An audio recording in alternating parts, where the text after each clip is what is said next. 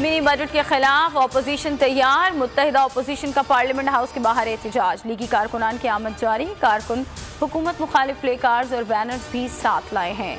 Parliament house के बाहर और अंदर पुलिस की भारी नफरी तैनात। एहतजाज से शहबाज शरीफ, बिलावल भुट्टो और दीगर जमातों के सरबराहान खिताब करेंगे।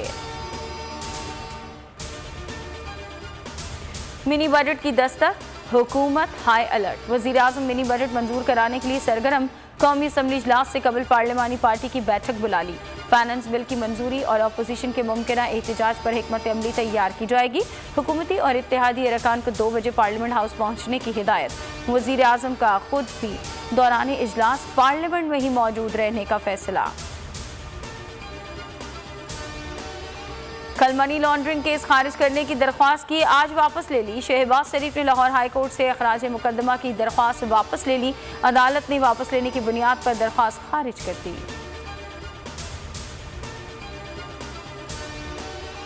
नए साल पर कोरोना का नया वेरिएंट ताकतवर रूप में सामने आ गया। कराची में मुस्बत केसेस की शरह 20.45% हो गई।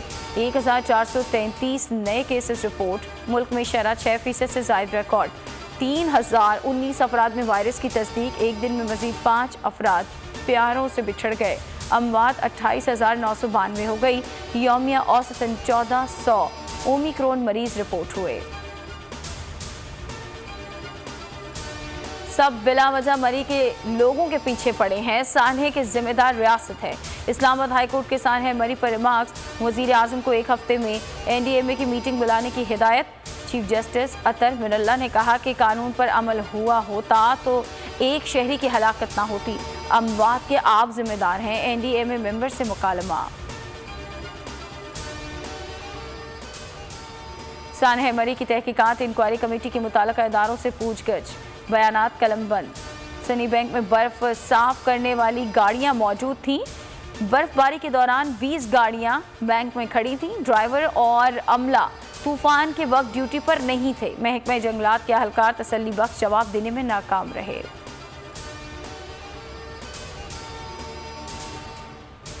पंजाब के मैदानी इलाकों में स्मोग। हाईकोर्ट ने लाहौर में नई सड़कों के लिए दरख्त काटने से रोक दिया। कसीरुल मंजिला इमारतों पर पौधे लगाने का हुक्म। जस्टिस शाहिद करीम ने कहा कि बागों में गंद फैलाने पर 100 रुपये जुर्माना मुकर्रर करें।